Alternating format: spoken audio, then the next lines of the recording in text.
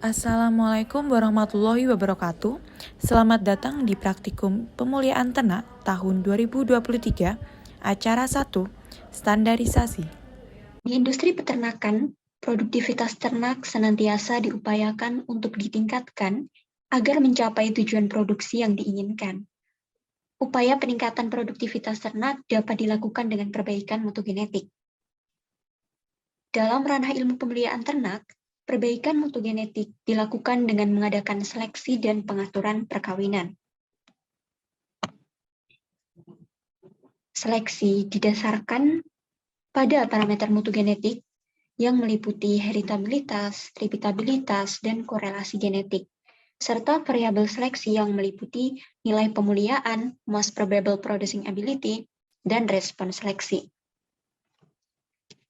Dengan memanfaatkan parameter genetik dan variabel seleksi, diharapkan hasil seleksi mendekati performa yang sebenarnya, sehingga ada patokan dan indikator yang terukur dalam upaya manajemen pemulihaan ternak.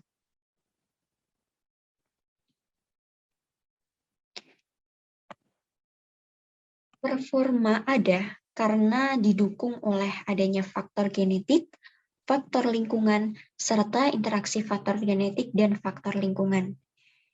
Nah, dapat dinyatakan dalam persamaan di bawah tersebut. Faktor genetik sendiri bersifat baka, artinya tetap, kecuali terjadi mutasi gen. Faktor genetik ini ditentukan oleh susunan gen dalam pasangan kromosom dan diturunkan tetua kepada keturunannya. Sedangkan faktor lingkungan bersifat tidak baka, artinya berubah sesuai kondisi, tempat, dan waktu. Faktor ini tidak diturunkan tetua kepada keturunannya, namun memberikan bias pada performa ternak sehingga menimbulkan ragam atau variasi lingkungan. Oleh karena itu, faktor lingkungan ini sebisa mungkin dibuat seragam agar performa mencerminkan sebagian besar pengaruh genetiknya. Nah, metode penyeragaman atau homogenisasi data inilah yang dinamakan standarisasi. Standarisasi dilakukan dengan menghitung faktor koreksi dari setiap faktor eksternal yang mempengaruhi.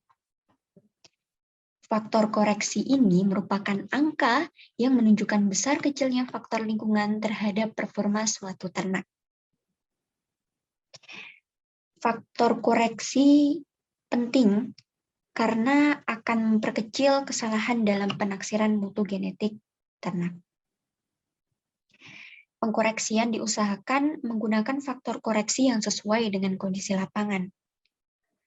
Pada praktikum kali ini, performa yang ingin kita lihat adalah berat lahir dan berat sapi domba. Mengapa berat sapi bisa menjadi kriteria seleksi? Karena dari berat sapi dapat dilihat bagaimana induk menghasilkan susu dan kemampuan anak domba mendapatkan susu dan bertumbuh.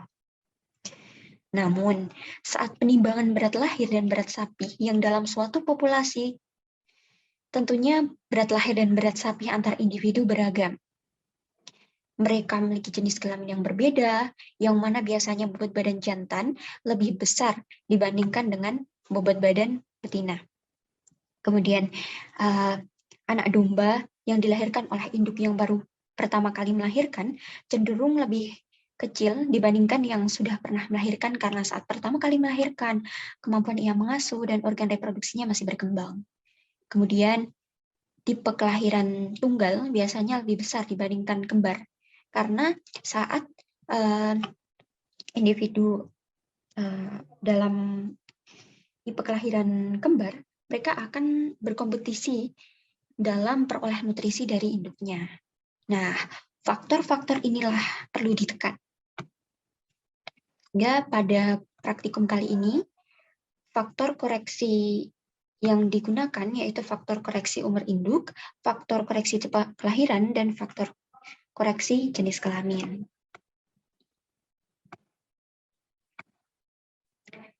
Nah, dari standarisasi berfungsi mengurangi efek lingkungan sehingga dapat menurunkan error data percobaan. Standarisasi berat sapi biasanya distandarisasi ke umur 100 hari, karena rata-rata anak domba di sapi pada umur 100 hari atau menggunakan rata umur saat anak domba di sapi, sehingga angka 100 dalam rumus tersebut diganti dengan rata-rata umur saat penyapihan. Rumus standarisasi dapat dilihat pada layar, bahwa berat lahir terkoreksi dicari dengan berat lahir dikali dengan faktor koreksi umur induk, dikali dengan faktor koreksi jenis kelamin, dikali dengan faktor koreksi tipe kelahiran. Kemudian berat sapi umur 100 hari dicari dengan berat sapi dikurangi berat lahir, dibagi umur pada saat penyapihan, dinyatakan dalam hari, dikali 100, ditambah berat lahir, dikali dengan faktor koreksi. Sedangkan berat sapi terkoreksi diperoleh dari berat sapi dikurangi berat lahir, dibagi umur pada saat penyapian dinyatakan dalam hari, dikali rata umur sapi, ditambah berat lahir, kemudian dikalikan faktor koreksi. Standarisasi data mempunyai peran penting dalam proses seleksi dan akan pertajam peningkatan mutu genetik ternak ketika kita menuganya melalui parameter mutu genetik yang akan teman-teman pelajari di praktikum selanjutnya. Sekian materi standarisasi. Semangat untuk mengikuti acara-acara di praktikum ilmu pemeliharaan ternak selanjutnya. Terima kasih.